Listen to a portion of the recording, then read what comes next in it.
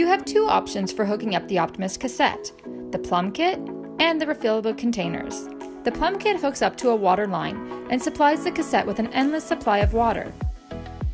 The Plumb Kit comes with plastic tubing to connect to your water line, a piercing valve to tie into a standard copper water line, and the user's guide.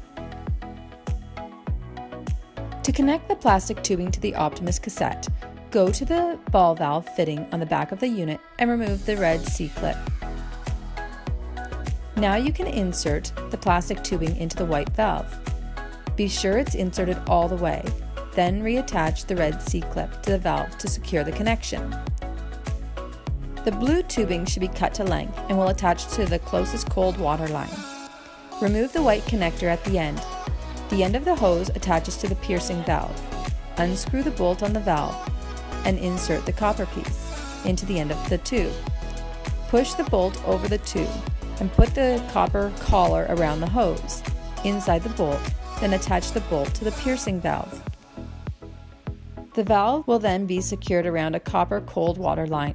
Before you do this, be sure to shut off the main water supply and flush the lines to prevent any debris from getting into the unit. First, place the curved spacer under the pipe. Slide the clamp into place over the spacer. Tighten the clamp until the assembly is snug. Next, you'll tighten the piercing screw until it is fully threaded in. Once it is threaded in, you will need to reverse it out.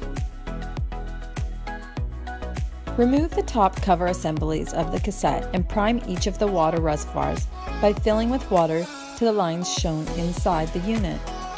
Replace the top cover assemblies and ensure the two plumbing caps are securely attached to the top cover of the water reservoirs. Thanks for watching. Be sure to check out our other videos to learn more about the Opti-myst Pro series.